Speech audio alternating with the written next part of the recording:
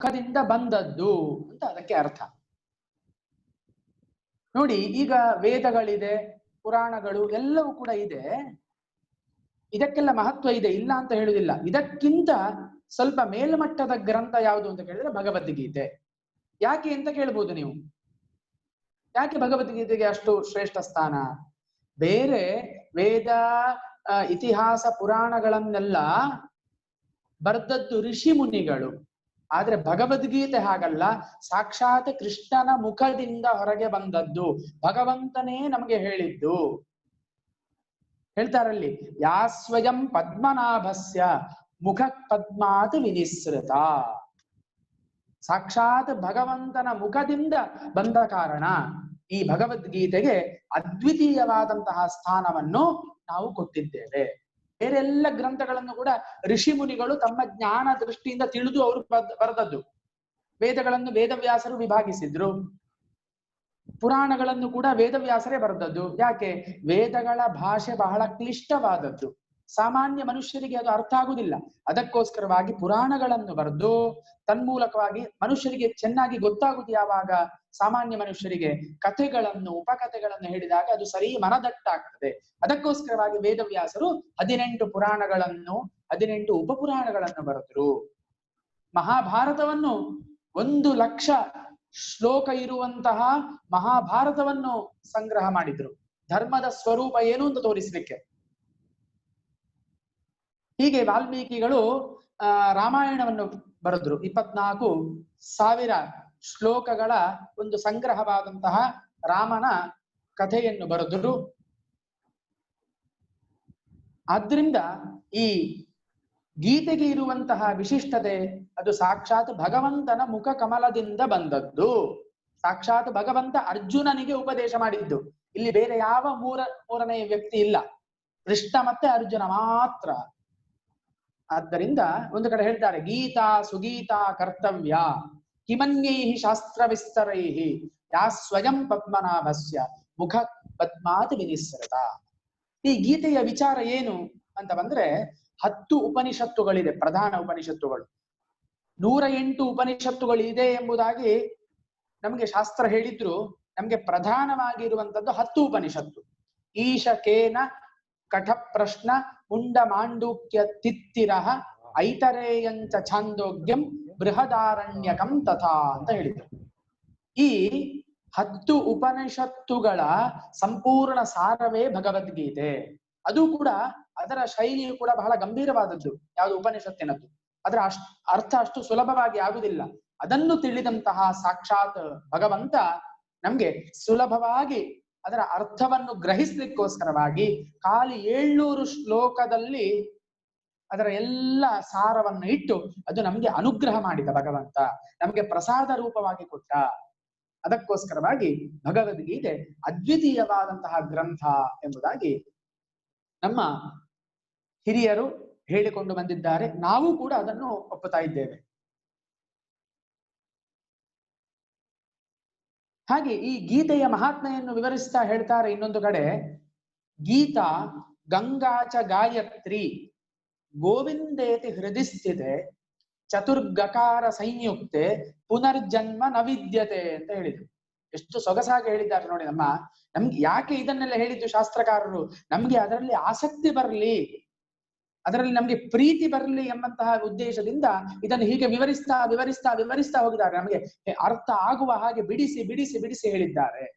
ಏನ್ ಹೇಳ್ತಾ ಇದ್ದಾರೆ? ಗೀತಾ, ಯಾರು ಪ್ರತಿ ದಿವಸವೂ ಕೂಡ ಗೀತೆಯನ್ನು ಓದುದು ನಂತರದ ವಿಚಾರ, ಖಾಲಿ ಗೀತಾ ಅಂತ ಆ ಭಗವದ್ಗೀತೆಯ ಸ್ಮರಣೆಯನ್ನು ಮಾಡಿದರೆ ಸಾಕಂತೆ.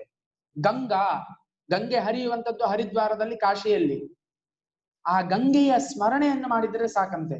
ಗಂಗೇತಿ ಯೋಬ್ರು ಯಾತ್ ಯೋಜನಾನಾಂ ಶತೈರಪಿ ಅಂತ ಹೇಳ್ತಾರೆ. ನಮ್ಗೆ ಪರಮ ಪವಿತ್ರವಾದಂತಹ ನದಿ ಗಂಗಾ ನದಿ. ಆದ್ದರಿಂದ ಪೂಜೆ ಮಾಡುವಾಗಲೂ ಕೂಡ ನಾವು ಒಂದು ಕಲಶ ಪೂಜೆಯನ್ನು ಮಾಡುವಾಗ ಗಂಗೆ ಚ ಯಮುನೆ ಚೈವ ಗೋದಾವರಿ ಸರಸ್ವತಿ ನರ್ಮದೆ ಸಿಂಧು ಕಾವೇರಿ ಜಲೇಸ್ಮಿನ್ ಸನ್ನಿಧಿಂಗುರು ಅಂತ ಹೇಳ್ತೇವೆ. ಆ ಎಲ್ಲ ನದಿಗಳ ಸಾನ್ನಿಧ್ಯ ಈ ಕಲಶದಲ್ಲಿ ಆಗ್ಲಿ. ಅದೆಲ್ಲ ಇರುವಂತದ್ದು ಬೇರೆ ಬೇರೆ ಕಡೆ. ಅಲ್ಲಿಂದ ಹೋಗಿ ಅದನ್ನು ತರಲಿಕ್ಕೆ ನಮ್ಗೆ ಕಷ್ಟ ಆಗ್ತದೆ. ಅದಕ್ಕೆ ಮನಸ್ಸಿನಿಂದಲೇ ಭಾವನಾತ್ಮಕವಾಗಿಯೇ ಆ ಸಾನ್ನಿಧ್ಯ ಇಲ್ಲಿ ಬರ್ಲಿ ಅಂತ ನಾವು ಪ್ರಾರ್ಥನೆ ಮಾಡ್ತೇವೆ ಪೂಜೆ ಮಾಡುವಾಗ ಮೊದಲಿಗೆ. ಆ ಗಂಗೆಯನ್ನು ಯಾರು ಸ್ಮರಣೆ ಮಾಡ್ತಾರೋ, ಗಾಯತ್ರಿ ನೋಡಿ ಮೂರನೇದು ಬಂತು, ಬಹಳ ಮುಖ್ಯವಾದದ್ದು. ಗಾಯತ್ರಿ ಮಂತ್ರದ ಜಪ ಯಾರಿಗೆ ಅದರ ಅರ್ಹತೆ ಉಂಟು, ಬ್ರಾಹ್ಮಣ ಕ್ಷತ್ರಿಯ ವೈಶ್ಯಾದಿಗಳಿಗೆ ಅದರ ಒಂದು ಅನುಗ್ರಹವನ್ನು ನಮಗೆ ಮಾಡಿದ್ದಾರೆ. ಅದರಿಂದ ಯಾರು ಯೋಗ್ಯತೆ ಅದನ್ನು ಜಪಿಸುವಂತಹ ಅಧಿಕಾರ ಉಂಟು ಅವರು ಆ ಗಾಯತ್ರಿ ಮಂತ್ರದ ಜಪವನ್ನು ಅಥವಾ ಗಾಯತ್ರಿಯ ಸ್ಮರಣೆಯನ್ನು ಮಾಡುವಂಥದ್ದು. ಮತ್ತು ಗೋವಿಂದೇತಿ, ಗೋವಿಂದ ಅಂದ್ರೆ ಭಗವಂತನ ಸ್ಮರಣೆ ಅಂತ ಅರ್ಥ. ಅದರಲ್ಲಿ ಕೂಡ ಗೋವಿಂದ ಅಂತ ಹೇಳುವಂತಹ ನಾಮಕ್ಕೆ ಬಹಳ ಶಕ್ತಿ. ಅದಕ್ಕೆ ನಾವು ಹೇಳ್ತೇವೆ ಪೂಜೆ ಆಗುವ ಗೋವಿಂದಾನಿ ಗೋವಿಂದ ಗೋವಿಂದ ಅಂತ ಹೇಳ್ತೇವೆ. ಬೇರೆ ಏನಾದ್ರೂ ಹೇಳ್ಬೋದಲ್ಲ, ಭಗವಂತನಿಗೆ ಎಷ್ಟು ನಾಮಗಳು ಉಂಟು, ಆ ಗೋವಿಂದ ಶಬ್ದವನ್ನೇ ಹೇಳ್ತೇವೆ. ಯಾಕೆ? ಅವನು ಗೋವುಗಳಿಗೆ ಅತಿ ಪ್ರಿಯನಾದವನು ಅಂತ. ಅಂದ್ರೆ ಆ ಗೋವುಗಳಲ್ಲಿ ಎಲ್ಲ ದೇವತಾ ಸಾನ್ನಿಧ್ಯ ಉಂಟು ಅಂತ ಆ ಗೋವಿಂದನಿಗೆ ಮತ್ತೆ ಗೋವಿಗೆ ನಾವು ಆ ಪರಸ್ಪರ ಸಂಬಂಧವನ್ನು ಅಲ್ಲಿ ತೋರಿಸ್ತಾ ಇದ್ದೇವೆ. ಆದ್ರಿಂದ ಗೀತಾ ಗಂಗಾಚ ಗಾಯತ್ರಿ ಗೋವಿಂದೇತಿ ಹೃದಯ ಸ್ಥಿತೆ, ಈ 4 ವಿಷಯ ನಮ್ಮ ಹೃದಯದಲ್ಲಿ ಯಾವಾಗ್ಲೂ ಉಂಟು ಅಂತಾದ್ರೆ ಅವನಿಗೆ ಪುನರ್ಜನ್ಮವೇ ಇಲ್ಲ ಅಂತ ಹೇಳ್ತಾ ಉಂಟು ನಮ್ಮ ಶಾಸ್ತ್ರ. ಬೇರೆ ಏನು ಮಾಡುದು ಬೇಡ, ಅದನ್ನು ಯಾವಾಗ್ಲೂ ಸ್ಮರಣೆ ಮಾಡ್ಲಿ, ಅವನಿಗೆ ಪುನರ್ಜನ್ಮವೇ ಇಲ್ಲ ಅಂತ ಶಾಸ್ತ್ರ ಹೇಳ್ತಾ ಉಂಟು. ಅಂತಹ ಪರಮ ಶ್ರೇಷ್ಠವಾದಂತಹ ಗ್ರಂಥ ಶ್ರೀಮದ್ ಭಗವದ್ಗೀತೆ. ಇನ್ನೊಂದು ಕಡೆ ಹೇಳ್ತಾರೆ, ಗೀತಾಧ್ಯಯನಶೀಲಸ್ಯ ಪ್ರಾಣಾಯಾಮ ಪರಸ್ಯ ಚ ನೈವ ಸಂತಿ ಹಿ ಪಾಪಾನಿ ಪೂರ್ವಜನ್ಮ ಕೃತಾನಿ ಚ ಅಂತ ಹೇಳಿದ್ರು. ಯಾರು ಗೀತಾಧ್ಯಯನಶೀಲನಾಗಿರುತ್ತಾನೋ, ಮೊದಲು ನಾವು ಏನ್ ಮಾಡ್ಬೇಕು ಅಂತ ಕೇಳಿದ್ರೆ ಅಲ್ಲಿರುವಂತಹ ಶ್ಲೋಕಗಳನ್ನು ಇದನ್ನೆಲ್ಲ ನಾವು ಓದಬೇಕು, ಚೆನ್ನಾಗಿ ಅರ್ಥ ಆಗ್ಬೇಕು. ಅರ್ಥ ನಂತರದ ವಿಷಯ. ನಮಗೆ ಓದ್ಲಿಕ್ಕೆ ಬರುವುದಿಲ್ಲ ಅಂತ ಆದ್ರೆ ಮತ್ತೆ ನಾವು ಅರ್ಥ ಇಲ್ಲಿ ಮಾಡಿಕೊಳ್ಳುವಂಥದ್ದು. ಆದ್ರಿಂದ ಶಾಲೆಯಲ್ಲಿ ಮೊದಲು ಮಾಸ್ಟರ್ ಏನ್ ಹೇಳ್ತಾರೆ ಅಂತ ಹೇಳಿದ್ರೆ ನೀವು ಮೊದಲು ಬಾಯ್ಪಾಠ ಮಾಡಿ ಅಂತ ಹೇಳ್ತಾರೆ, ಮತ್ತೆ ಅದರ ಅರ್ಥದ ಬಗ್ಗೆ ಚಿಂತನೆಯನ್ನು ಮಾಡುವ ಅಂತ. ಹಾಗೆ ಮೊದಲು ಅದನ್ನು ಚೆನ್ನಾಗಿ ಅದನ್ನು ಸುಸ್ವರವಾಗಿ ತಪ್ಪಿಲ್ಲದೆ ಅದನ್ನು ಓದ್ಲಿಕ್ಕೆ ನಾವು ಕಲಿಬೇಕು. ಅದಕ್ಕೆ ಹೇಳಿದ್ದು ಗೀತಾ ಸುಗೀತಾ ಕರ್ತವ್ಯ. ತದನಂತರ ಅದರ ಅರ್ಥದ ಬಗ್ಗೆ ನಾವು ಜಿಜ್ಞಾಸೆಯನ್ನು ಮಾಡಬೇಕು. ಯಾರಿಗೆಲ್ಲ ಗೀತಾಧ್ಯಯನಶೀಲಸ್ಯ ಪ್ರಾಣಾಯಾಮ ಪರಸ್ಯ ಚ, ಯಾರು ಗೀತಾಧ್ಯಯನಶೀಲನಾಗಿದ್ದಾನೋ ಅಥವಾ ಯಾರು ಯಾವಾಗ್ಲೂ ಪ್ರಾಣಾಯಾಮಗಳನ್ನು ಮಾಡ್ತಾನೋ. ಪ್ರಾಣಾಯಾಮ ಅಂತ ಹೇಳಿದ್ರೆ ನಮ್ಗೆ ಗೊತ್ತುಂಟು, ನಾವೆಲ್ಲ ಪೂಜೆ ಸಂಧ್ಯಾ ವಂದನೆಯನ್ನು ಮಾಡುವಾಗ ಆಚಮನ ಆದ ಮೇಲೆ ಪ್ರಾಣಾಯಾಮವನ್ನು ಮಾಡ್ತೇವೆ. ಯೋಗಶಾಸ್ತ್ರದಲ್ಲಿಯೂ ಕೂಡ ಪ್ರಾಯಶಃ ಪ್ರಾಣಾಯಾಮಕ್ಕೆ ಬಹಳ, ಓಂಕಾರಕ್ಕೆ ಎಷ್ಟು ಮಹತ್ವ ಉಂಟು ಅಷ್ಟೇ ಮಹತ್ವ ಇದಕ್ಕೂ ಇದೆ, ಪ್ರಾಣಾಯಾಮಕ್ಕೂ ಇದೆ ಅಂತ ನಾನು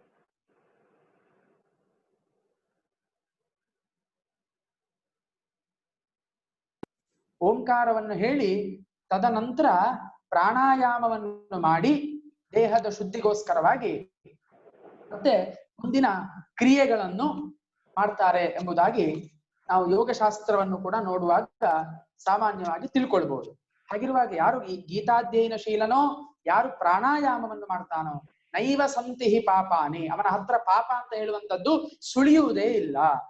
ಈ ಜನ್ಮದ್ದು ಮಾತ್ರ ಅಲ್ಲ, ಪೂರ್ವಜನ್ಮ ಕೃತಾನಿಚ, ಪೂರ್ವಜನ್ಮದ ಪಾಪಗಳು ಕೂಡ ನಶಿಸಿ ಹೋಗ್ತದೆ ಎಂಬುದಾಗಿ ಗೀತೆಯ ಬಗ್ಗೆ ಆಚಾರ್ಯರುಗಳು ತುಂಬಾ ಚೆನ್ನಾಗಿ ಹೇಳಿದ್ದನ್ನು ಕಾಣಬಹುದು.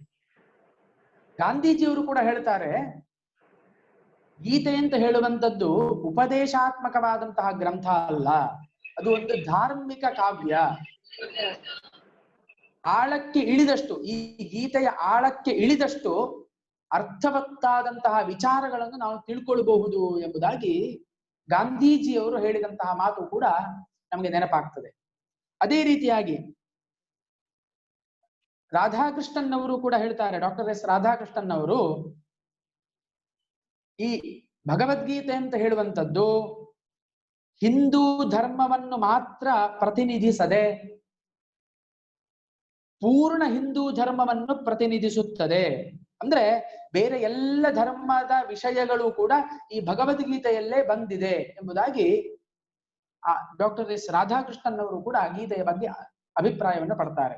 ಹೀಗೆ ಬೇರೆ ಬೇರೆ ಪಾಶ್ಚಾತ್ಯ ವಿದ್ವಾಂಸರುಗಳು ಕೂಡ ತಮ್ಮ ಗ್ರಂಥಗಳಲ್ಲಿ ಅವರಿಗೆ ಗೀತೆಯ ಬಗ್ಗೆ ಇರುವಂತಹ ಶ್ರದ್ಧೆಯನ್ನು ಬೇರೆ ಬೇರೆ ರೀತಿಯಲ್ಲಿ ವ್ಯಕ್ತಪಡಿಸಿದ್ದಾರೆ. ಇರ್ಲಿ, ಅದು ನಮ್ಗೆ ಗೊತ್ತಾಯ್ತು. ಈಗ ಹಾಗಾದ್ರೆ ಈ ಗೀತೆಯಲ್ಲಿ ಹೇಳಿರುವಂತಹ ವಿಚಾರಗಳು ಏನು ಅದು ನಮ್ಮ ಜೀವನಕ್ಕೆ ಹೇಗೆ ಸಂಬಂಧ ಬರ್ತದೆ ಅಂತ ಪ್ರಶ್ನೆ ಬರ್ತದೆ. ಭಗವಂತ 3 ರೀತಿಯ ವ್ಯವಸ್ಥೆಯನ್ನು ಗೀತೆಯಲ್ಲಿ ಮಾಡಿದ್ದನ್ನು ಕಾಣಬಹುದು.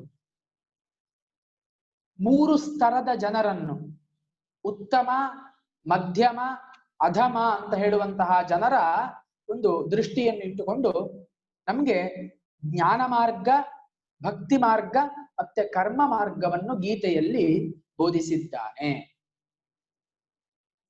ಬಹಳ ಶ್ರೇಷ್ಠವಾದಂತಹ ಮಟ್ಟದ ಬುದ್ಧಿ ಮಟ್ಟದ ಜನತೆಗೆ ಜ್ಞಾನ ಮಾರ್ಗ, ಅದೇ ರೀತಿಯಾಗಿ ಮಧ್ಯಮದ ಜನರಿಗೆ ಕರ್ಮ ಮಾರ್ಗ, ಮತ್ತೆ ಅಧಮ ಜನರಿಗೆ ಭಕ್ತಿ ಮಾರ್ಗ ಎಂಬುದಾಗಿ ನೀವು ಭಗವಂತನನ್ನು ಈ ಮಾರ್ಗಗಳಲ್ಲಿ ಪಡ್ಕೊಳ್ಳಬಹುದು ಎಂಬುದಾಗಿ ನಮ್ಗೆ ದಾರಿಯನ್ನು ತೋರಿಸಿಕೊಟ್ಟಿದ್ದಾನೆ. ಆದ್ದರಿಂದ ಈ ಭಗವದ್ಗೀತೆಯಲ್ಲಿ ಜ್ಞಾನ ಮಾರ್ಗ, ಭಕ್ತಿ ಮಾರ್ಗ ಮತ್ತೆ ಕರ್ಮ ಮಾರ್ಗ ಅಂತ ಹೇಳುವಂಥದ್ದು ಹಾಸುಹೊಕ್ಕಾಗಿ ಇರುವಂತಹ ವಿಚಾರ. ಇಲ್ಲಿ ಏನಾಗ್ತದೆ ಅಂತ ಕೇಳಿದರೆ, ಭಗವಂತ ಯುದ್ಧವನ್ನು ತಾನು ಮಾಡುವುದಿಲ್ಲ ಅಂತ ಅರ್ಜುನನು ಬಹಳ ಒಂದು ಸಣ್ಣ ಮನಸ್ಸನ್ನು ಇಟ್ಟುಕೊಂಡು, ಎಲ್ಲ ನನ್ನ ಬಾಂಧವರಿದ್ದಾರೆ, ನನ್ನ ಬಾಂಧವರನ್ನು ಆಚಾರ್ಯಾನ್ ಮಾತುಲಾನ್ ಭ್ರಾತೃನ್ ಅಂತ ಬರ್ತದೆ, ಇಂತಹ ನನ್ನ ಆಚಾರ್ಯರುಗಳನ್ನು, ನಮ್ಮ ಅಣ್ಣ ತಮ್ಮಂದಿರನ್ನು, ಚಿಕ್ಕಪ್ಪ ದೊಡ್ಡಪ್ಪಂದಿರನ್ನು ನಾನು ಹೇಗೆ ಯುದ್ಧದಲ್ಲಿ ಸೋಲಿಸುವಂಥದ್ದು, ಅಥವಾ ಯುದ್ಧ ಮಾಡುವಾಗ ಮರಣವನ್ನು ಹೊಂದುವಂತಹ ಸಂದರ್ಭವೂ ಕೂಡ ಇರುತ್ತದೆ, ಹೇಗೆ ನಾನು ಅವರನ್ನು ಸಾಯಿಸುವಂಥದ್ದು ಅಂತ ಚಿಂತನೆಯನ್ನು ಮಾಡುವಾಗ ಭಗವಂತ ಹೇಳುವಂಥದ್ದು ಇದು ನಿನ್ನ ಧರ್ಮ. ಕ್ಷತ್ರಿಯನಿಗೆ ಯುದ್ಧ ಮಾಡುವಂಥದ್ದು ಪರಮ ಧರ್ಮ. ಆದ್ದರಿಂದ ನೀನು ಈ ಯುದ್ಧದಲ್ಲಿ ಪ್ರವರ್ತಿಸಲೇಬೇಕು, ಇಲ್ಲದಿದ್ರೆ ನೀನು ಅಧರ್ಮಿ ಆಗ್ತಿ ಅಂತ ಹೇಳುವಂತಹ ವಿಚಾರದಿಂದ ಗೀತೆಯು ಪ್ರಾರಂಭ ಆಗ್ತದೆ. ಧರ್ಮಕ್ಷೇತ್ರೇ ಕುರುಕ್ಷೇತ್ರೇ ಸಮವೇತಾಯುಜೋತ್ಸವ ಮಾಮಕಾ ಪಾಂಡವಾಶ್ಚೈವ ಕಿಮಕುರುವತ ಸಂಜಯ ಎಂಬುದಾಗಿ ಶ್ರೀಮದ್ ಭಗವದ್ಗೀತೆ ಪ್ರಾರಂಭ ಆಗ್ತದೆ. ಹಾಗಿರುವಾಗ ಮುಖ್ಯವಾಗಿ ಕರ್ಮದಲ್ಲಿ ಅಲ್ಲಿ ಅರ್ಜುನನನ್ನು ಕೂಡ ಭಗವಂತ ಕರ್ಮದಲ್ಲಿ ಪ್ರವರ್ತಿಸಲಿಕ್ಕೆ ಪ್ರಯತ್ನವನ್ನು ಮಾಡಿದ್ದನ್ನು ಕಾಣಬಹುದು. ಈ ಕರ್ಮದ ಬಗ್ಗೆ 2ನೇ ಅಧ್ಯಾಯದಲ್ಲಿ ತುಂಬಾ ಒಳ್ಳೆಯ ರೀತಿಯಲ್ಲಿ ವಿವರಿಸಿದ್ದನ್ನು ಕಾಣಬಹುದು. ಕರ್ಮ ಅಂತ ಹೇಳಿದ್ರೆ ಏನು, ಕರ್ಮವನ್ನು ಯಾಕೆ ಮಾಡಬೇಕು ಎಂಬುದಾಗಿ ನೋಡಿ. ಕರ್ಮ ಅಂತ ಹೇಳುವಂತಹ ಶಬ್ದ ಕ್ರೀ ಧಾತುವಿನಿಂದ, ಸಂಸ್ಕೃತ ಧಾತುವಿನಿಂದ ಉತ್ಪನ್ನವಾದದ್ದು.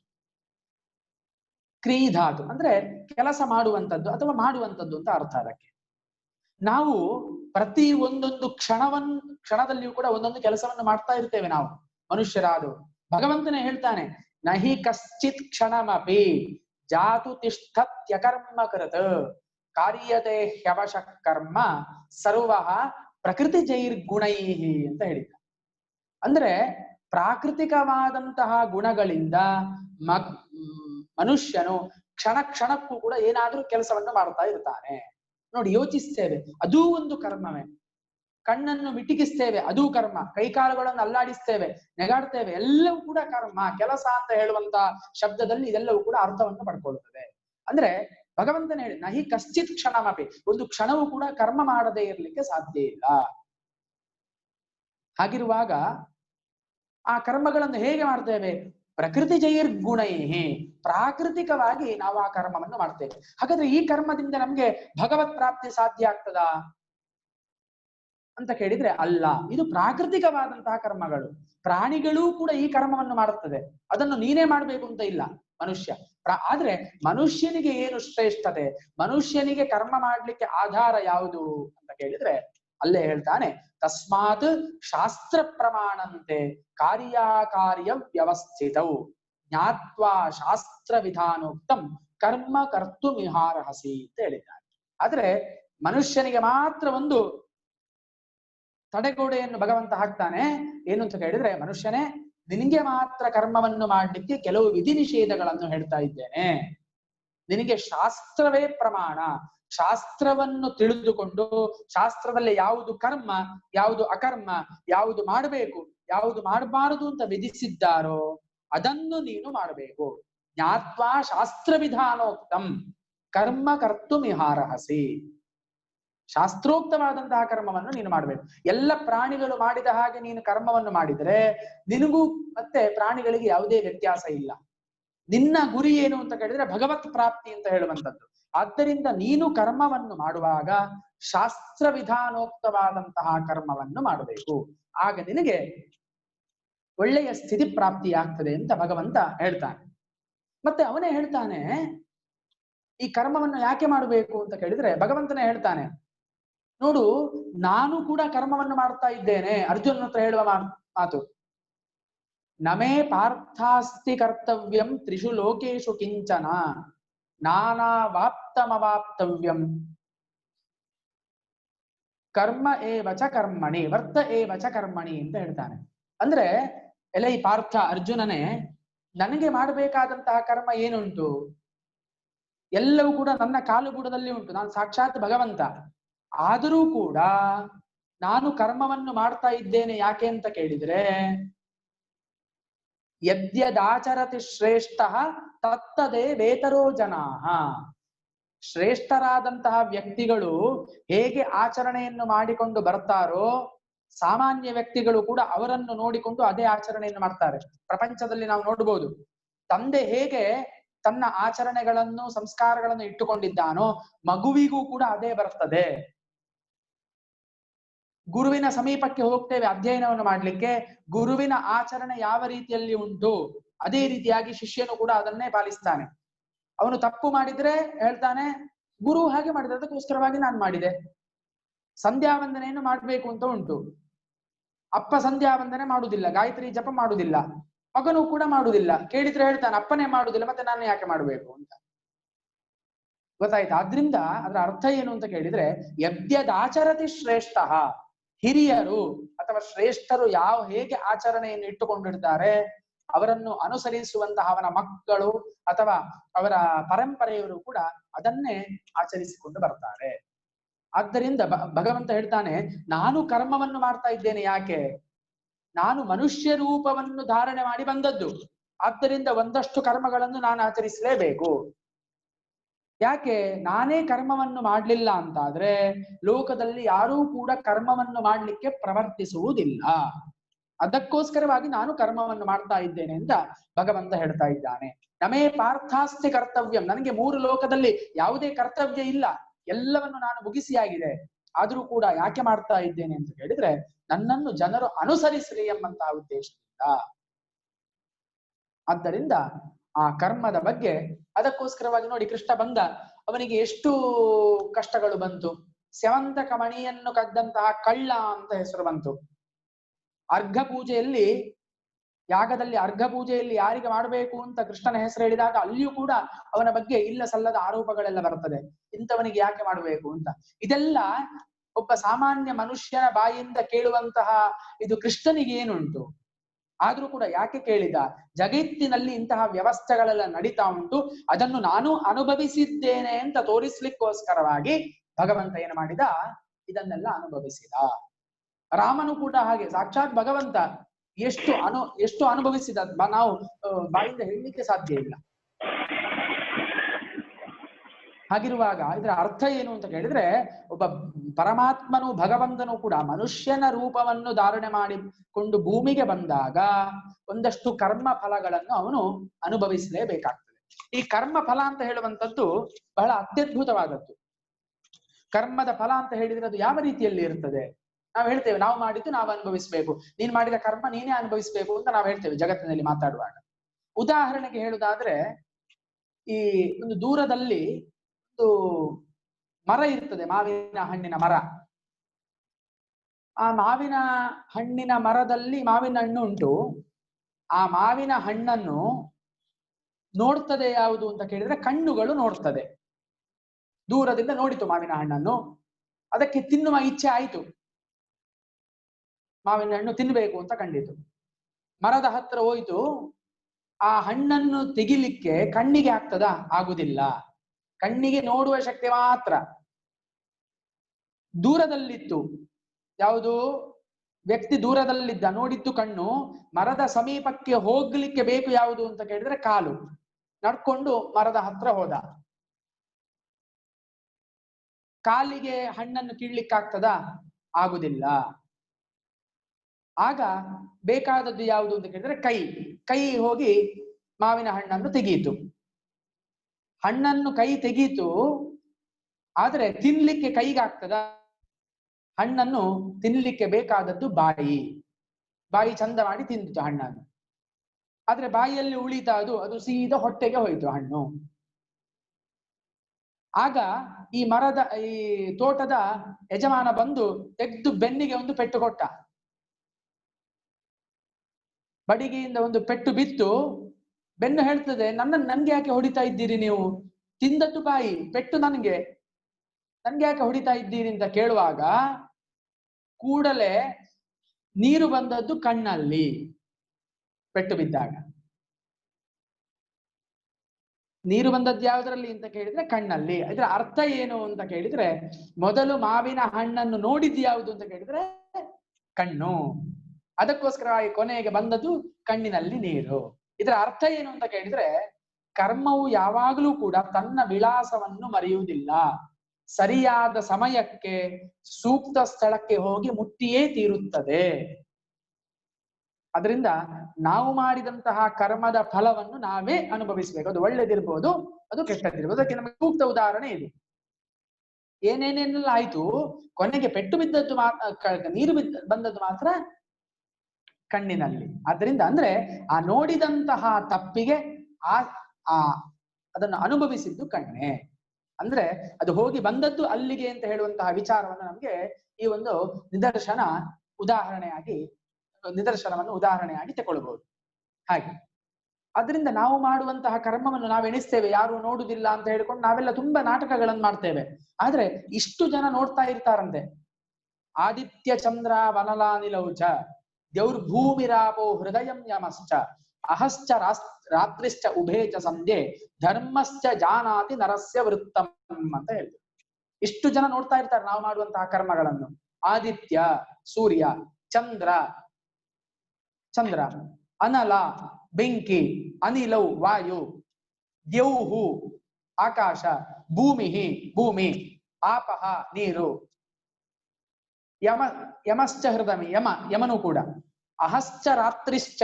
ನೋಡಿ ಹೇಳಿದ್ರು, ನಾವ್ ಹೇಳ್ಬೋದು ನಾನೀಗ ಬೆಳಿಗ್ಗೆ ಕಳ್ಳತನ ಮಾಡಿದ್ದು ಅದರಿಂದ ಏನ್ ತೊಂದ್ರೆ ಇಲ್ಲ, ಬೆಳಿಗ್ಗೆ ಯಾರು ನೋಡಿರ್ಲಿಕ್ಕಿಲ್ಲ ಅಂತ. ಅದಕ್ಕೇನ್ ಹೇಳ್ತಾರೆ, ಅಹಶ್ಚ ರಾತ್ರಿಶ್ಚ ಉಭೇಚ ಸಂಧ್ಯೆ. ಬೆಳಿಗ್ಗೆ, ಮಧ್ಯಾಹ್ನ, ಸಾಯಂಕಾಲ, ರಾತ್ರಿ ಎಲ್ಲ ಕಾಲಗಳಲ್ಲಿಯೂ ಕೂಡ ಧರ್ಮಶ್ಚ ಜಾನಾತಿ ನರಸ್ಯ ವೃತ್ತಂ.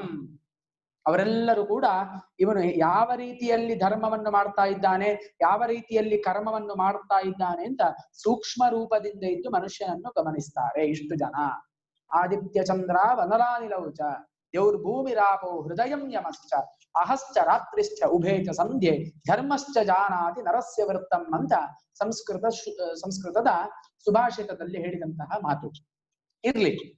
ಈಗ ಹಾಗಾದ್ರೆ ನೀವು ಕರ್ಮವನ್ನು ಮಾಡಬೇಕು ಅಂತ ಹೇಳಿದ್ರೆ ನಾವು ಯಾವ ರೀತಿಯ ಕರ್ಮವನ್ನು ಮಾಡಬೇಕು?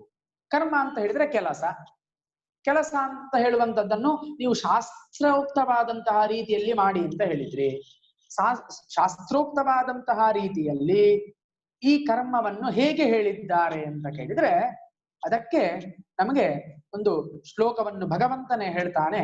ಕರ್ಮದ ಸ್ವರೂಪ ಯಾವುದು ಅಂತ ಕೇಳಿದ್ರೆ, ಯಜ್ಞೋದಾನಂ ತಪಃ ಕರ್ಮ ನ ತ್ಯಾಜ್ಯಂ ಕರ್ಮ ಕಾರ್ಯಮೇವ ತತ್ ಯಜ್ಞೋದಾನಂ ತಪಶ್ಚೈವ ಪಾವನಾನಿ ಮನೀಷಿಣಾಂ ಅಂತ ಹೇಳಿದ.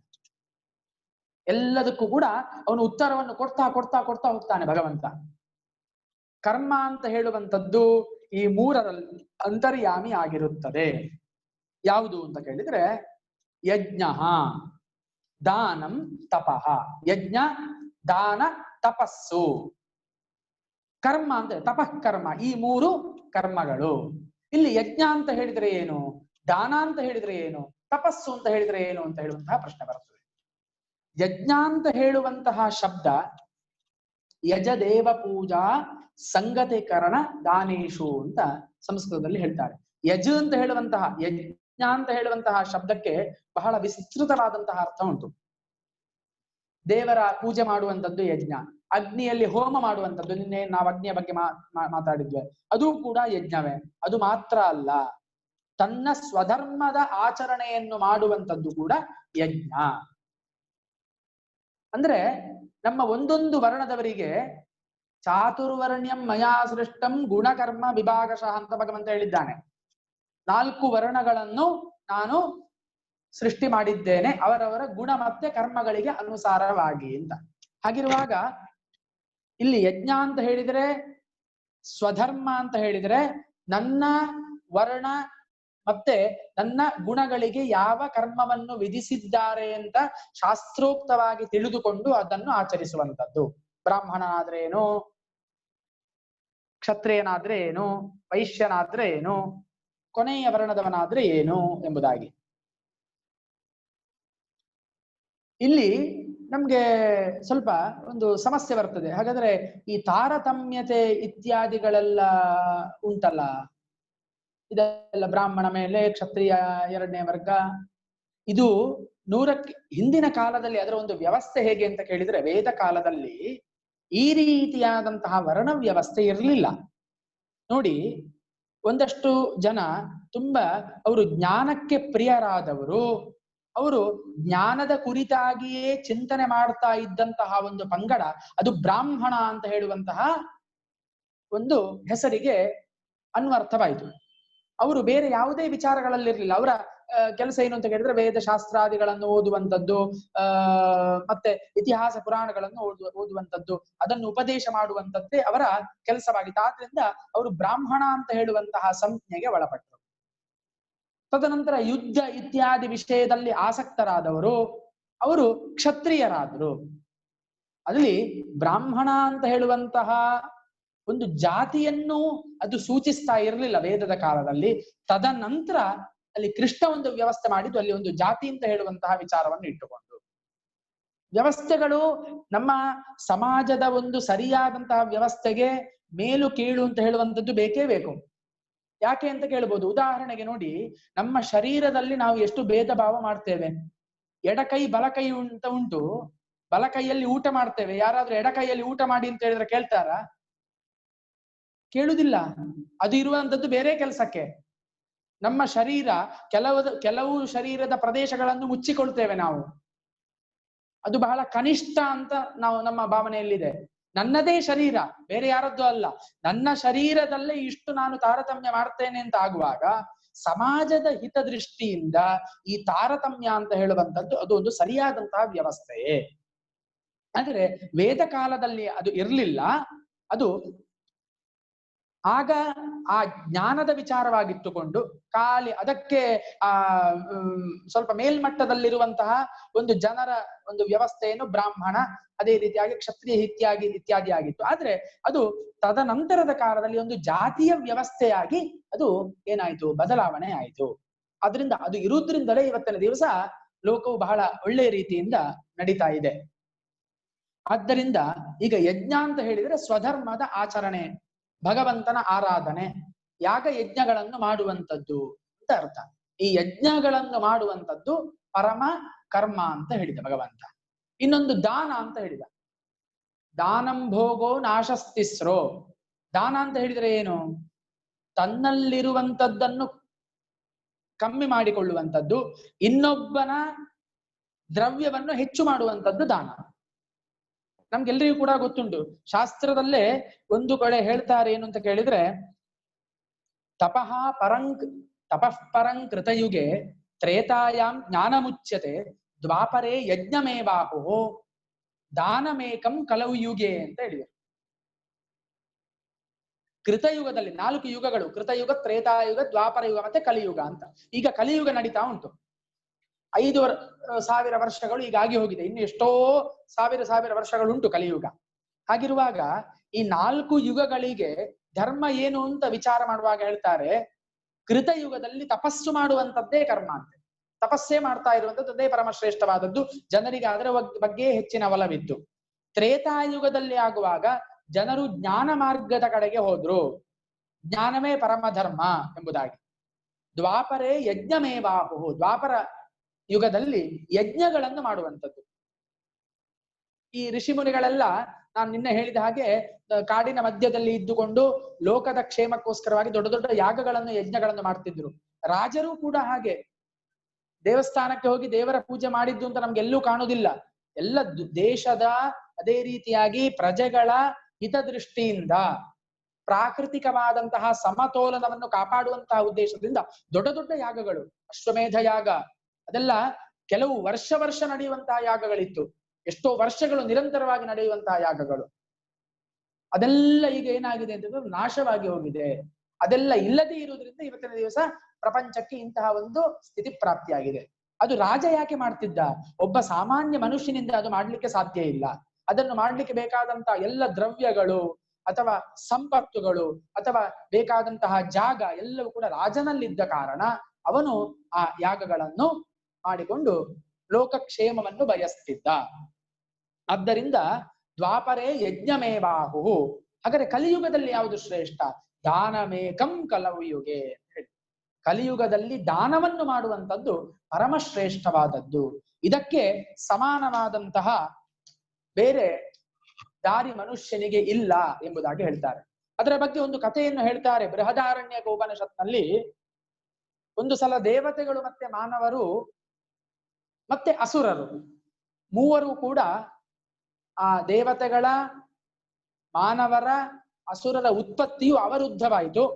ಅವರೆಲ್ಲರೂ ಕೂಡ ಏನ್ ಮಾಡ್ತಾರೆ ಅಂತ ಕೇಳಿದ್ರೆ ಪಿತಾಮಹನಾದಂತಹ ಬ್ರಹ್ಮನ ಬಳಿಗೆ ಹೋಗ್ತಾರಂತೆ. ನಮ್ಮ ದುಃಖವನ್ನೆಲ್ಲ ದೂರ ಮಾಡಬೇಕು ಅಂತ ಪ್ರಾರ್ಥನೆ ಮಾಡ್ತಾರೆ. ಪ್ರಜಾಪತಿ ಏನ್ ಮಾಡ್ತಾನೆ ಅಂತ ಕೇಳಿದ್ರೆ, ಪ್ರಜಾಪತಿ ಅಂದ್ರೆ ಬ್ರಹ್ಮ ಅಂತ, ಅವನು ಈ ಮೂವರಿಗೂ ಕೂಡ ದ ಅಂತ ಹೇಳುವಂತ ಅಕ್ಷರವನ್ನು ಉಪದೇಶ ಮಾಡಿದ. ದ ತತ ದ ನ ದ ತ ಥ ದ ಮೂರನೇ ಅಕ್ಷರ ಅದನ್ನು ಉಪದೇಶ ಮಾಡ್ತಾನೆ. ಆದ್ರಿಂದ ಈ ಸ್ವರ್ಗದಲ್ಲಿ ಹೇಗೆ ಅಂತ ಕೇಳಿದ್ರೆ ದೇವತೆಗಳೆಲ್ಲ ಭಾರಿ ಸೊಕ್ಕಿ ಹೋಗಿದ್ರು. ಭೋಗಗಳು ಬೇಕಾದ ಹಾಗೆ ಭೋಗಗಳು ಅವರಿಗೆ ಅಲ್ಲಿ ಸಿಕ್ತಿದ್ದಂತಹ ಕಾರಣ ಅವರನ್ನು ವೃದ್ಧರಾಗದೆ ಸದಾ ಇಂದ್ರಿಯ ಭೋಗಗಳನ್ನು ಅನುಭವಿಸುವುದ್ರಲ್ಲೇ ಅವರು ತತ್ಪರರಾಗಿ ಹೋಗಿದ್ರು. ಆದ್ದರಿಂದ ಅವರ ಸ್ಥಿತಿಯನ್ನು ವಿಚಾರ ಮಾಡಿದಂತಹ ಪ್ರಜಾಪತಿ ಅಂದ್ರೆ ಬ್ರಹ್ಮನು ಅವರಿಗೆ ದ ಎಂಬಂತಹ ಅಕ್ಷರದ ಮೂಲಕ ಇಂದ್ರಿಯದ ದಮನವನ್ನು ಉಪದೇಶ ಮಾಡಿದ. ಇಂದ್ರಿಯ ದಮನವನ್ನು ನೀವು ಮಾಡಬೇಕು ಅಂತ ಉಪದೇಶ ಮಾಡಿದ. ದಮನ ಅಂತ ಹೇಳಿದ್ರೆ ಇಂದ್ರಿಯಗಳ ನಿಗ್ರಹ. ಯಾಕೆ ಅಂತ ಕೇಳಿದ್ರೆ ಅವರೆಲ್ಲ ಇಂದ್ರಿಯಗಳಿಗೆ ದಾಸರಾಗಿ ಅವರು ಬೇಕಾಬಿಟ್ಟಿ ಸುಖವನ್ನು ಪಡ್ತಿದ್ರು. ಅದಕ್ಕೋಸ್ಕರವಾಗಿ ರಾಕ್ಷಸರದ್ದು ಅವರಿಗೆ ಯಾಕೆ ಈ ದ ಅಂತ ಹೇಳುವಂತಹ ಅಕ್ಷರವನ್ನು ಉಪದೇಶ ಮಾಡಿದ? ಅವರು ಸ್ವಭಾವದಿಂದ ಹಿಂಸಾ ಪ್ರವೃತ್ತಿಯವರು. ರಾಕ್ಷಸರು ಕ್ರೋಧ ಹಿಂಸೆಗಳು ಅವರ ನಿತ್ಯ ಜೀವನವಾಗಿತ್ತು. ಆದ್ದರಿಂದ ಅವರಿಗೆ ಆ ದುಷ್ಕರ್ಮಗಳಿಂದ ಮುಕ್ತರಾಗಿರಿಸಲು ಎಲ್ಲ ಪ್ರಾಣಿಗಳ ಬಗ್ಗೆ ದಯೆಯನ್ನು ತೋರಬೇಕು ಎಂಬಂತಹ ಉಪದೇಶವನ್ನು ಮಾಡಿದ. ದಯೆ ಅಂದ್ರೆ ಎಲ್ಲ ಪ್ರಾಣಿಗಳಿಗೂ ಕೂಡ ದಯೆಯನ್ನು, ಯಾರಿಗೂ ಕೂಡ ಹಿಂಸೆಯನ್ನು ಮಾಡಬಾರದು. ಇದನ್ನು ಈ ಆಜ್ಞೆಯನ್ನು ಶಿರಸಾವಹಿಸಿ ಅವರೆಲ್ಲ ಹೊರಟು ಹೋದ್ರು. ಇನ್ನು ಮಾನವರು ಅಂತ ಹೇಳಿದ್ರೆ ಕರ್ಮಯೋಗಿಗಳು, ಕರ್ಮವನ್ನು ಮಾಡುವವರಾದ ಕಾರಣ ಸದಾ ಲೋಭವಶರಾಗಿ ಕರ್ಮ ಮಾಡುವುದರಲ್ಲಿ ಮತ್ತೆ ಧನ ಸಂಗ್ರಹದಲ್ಲಿ ನಿರತರಾಗಿರ್ತಾರೆ. ಕರ್ಮದ ಅಪೇಕ್ಷೆಯನ್ನು ಇಟ್ಟುಕೊಳ್ಬೇಡ ಅಂತ ಕೃಷ್ಣ ಹೇಳ್ತಾನೆ ನಮ್ಗೆಲ್ರಿಗೂ ಕೂಡ. ಕರ್ಮಣ್ಯೇ ವಾಧಿಕಾರಸ್ಥೆ ಮಾ ಫಲೇಶು ಕದಾಚನ ಅಂತ ನಾವು ಹೇಳ್ತೇವೆ. ಹಾಗಿರುವಾಗ ಇವನು ಎಂತ ಮಾಡಿದ ಅಂತ ಕೇಳಿದ್ರೆ ಪ್ರಜಾಪತಿ ಲೋಭಿಗಳಾದಂತಹ ಮನುಷ್ಯರಿಗೆ ದ ಎಂಬಂತಹ ಅಕ್ಷರದ ಮೂಲಕ ದಾನ ಮಾಡು ಎಂಬುದಾಗಿ ಉಪದೇಶ ಮಾಡಿದ. ಆದ್ರಿಂದ ಕೂಡಲೇ ಮಾನವರೆಲ್ಲ ಏನ್ ಮಾಡಿದ್ರು, ಆ ಪ್ರಜಾಪತಿಯ ಆದೇಶವನ್ನು ಶಿರಸಾವಹಿಸಿ ಸಫಲ ಮನೋರಥರಾಗಿ ಅಲ್ಲಿಂದ ಹೊರಟು ಹೋದ್ರು. ಆದ್ದರಿಂದ ಮಾನವರು ತಮ್ಮ ಅಭ್ಯುದಯಕ್ಕೋಸ್ಕರವಾಗಿ ದಾನವನ್ನು ಮಾಡಬೇಕು, ಬೇರೆ ಯಾರಿಗೂ ಕೂಡ ಆ ಹಕ್ಕಿಲ್ಲ. ಅದರಿಂದ ಈ ದೇವತೆಗಳು ದಮನ ಅಂತ ಹೇಳುವಂತಹ ವಿಚಾರ, ಅಸುರರು ದಯೆ ಅಂತ ಹೇಳುವಂತಹ ವಿಚಾರದಿಂದ, ಮತ್ತೆ ಮಾನವರು ದಾನ ಅಂತ ಹೇಳುವಂತಹ ವಿಚಾರದಿಂದ ತಮ್ಮ ಇಷ್ಟಾರ್ಥಗಳನ್ನು ಪಡ್ಕೊಳ್ಳಬಹುದು ಎಂಬುದಾಗಿ ಪ್ರಜಾಪತಿ ಬ್ರಹ್ಮನು ಈ ಮೂರು ರೀತಿಯ ಜನರಿಗೂ ಕೂಡ ಉಪದೇಶ ಮಾಡಿದ ಎಂಬುದಾಗಿ ಬೃಹದಾರಣ್ಯಕ ಉಪನಿಷತ್ತಿನಲ್ಲಿ ನಮ್ಗೆ ಗೊತ್ತಾಗ್ತದೆ. ಅದರಿಂದ ದಾನದ ಮಹತ್ವ ಏನು ಅಂತ ನಾವು ತಿಳ್ಕೊಳ್ಬಹುದು. ಇನ್ನು ಮುಂದಿನದ್ದು ತಪಸ್ಸು. ಅದರ ಬಗ್ಗೆ ಇನ್ನು ನಾಳೆ ಇನ್ನು ದಾನದ ಬಗ್ಗೆಯೂ ಕೂಡ ಇನ್ನು ಒಂದಷ್ಟು ವಿಚಾರಗಳನ್ನು, ಕಥೆಗಳನ್ನೆಲ್ಲ ಹೇಳಲಿಕ್ಕಿದೆ. ಅದನ್ನೆಲ್ಲ ಹೇಳಿದಾಗ ನಮಗೆ ಚೆನ್ನಾಗಿ ಗೊತ್ತಾಗ್ತದೆ. ಆದ್ದರಿಂದ ಅದನ್ನು ನಾವು ಪ್ರಾಯಶಃ ನಾಳೆ ನೋಡುವ ಅಂತ ಹೇಳಿ ಇವತ್ತು ಎಲ್ಲರೂ ಕೂಡ ನೀವು ಶ್ರವಣ ಮಾಡಿದ್ದೀರಿ. ಭಗವಂತನ ಒಂದೊಂದು ನಾಮಗಳನ್ನು ಹೆಸರನ್ನು ಹೇಳುವಂಥದ್ದೇ ಬಹಳ ವಿಶೇಷ. ಕೃಷ್ಣ, ಗೋವಿಂದ, ನಾರಾಯಣ ಅಂತ ಹೇಳಿದ್ರೆ ಸಾಕಂತೆ ನಮ್ಮ ಪಾಪಗಳೆಲ್ಲ ಪರಿಹಾರ ಆಗ್ತದೆ. ಕಲಿಯುಗದಲ್ಲಂತೂ ಅದರ ಶಕ್ತಿಯ ಬಗ್ಗೆ, ನಾಮ ಶಕ್ತಿಯ ಬಗ್ಗೆ ಬಾಯಿಂದ ಹೇಳಲಿಕ್ಕೆ ಸಾಧ್ಯ ಇಲ್ಲ. ಆ ಸುಖವನ್ನು ಅನುಭವಿಸಿದ್ರೆ ಮಾತ್ರ ನಮಗೆ ಗೊತ್ತಾಗುದು. ಆದ್ದರಿಂದ ನಾವು ಆ ಭಗವಂತನ ನಾಮಸ್ಮರಣೆಯನ್ನು ಸದಾ ಮಾಡಿ ಅವನ ಅನುಗ್ರಹಕ್ಕೆ ಪಾತ್ರರಾಗೋಣ ಅಂತ ಹೇಳಿದ ಇವತ್ತಿನ ಮಾತುಗಳನ್ನು ಕೃಷ್ಣಾರ್ಪಣಮಸ್ತು ಅಂತ ಮುಗಿಸ್ತೇನೆ. ಧನ್ಯವಾದಗಳು ವಿದ್ವಾನ್ರವರಿಗೆ.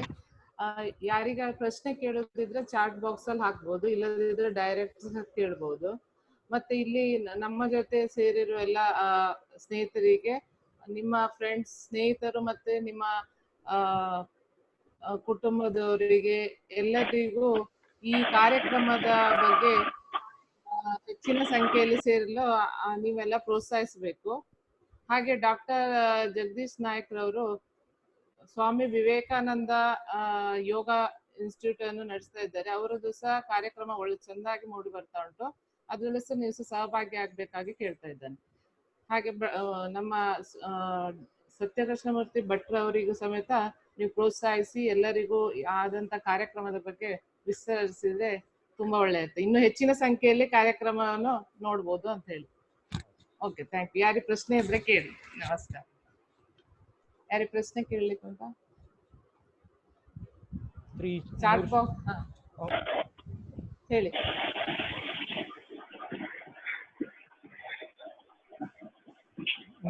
ಮೂರು ಶಾಂತಿ ಮಂತ್ರ ಹೇಳುವನ? ಯಾರಿಗಿಲ್ಲ?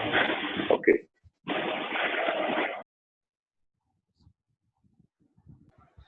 ಓಂ ಶಾಂತಿ ಶಾಂತಿ. ಹರಿ ಓಂ. ನಾಳೆ ಪುನಃ ಸಿಕ್ಕುವ.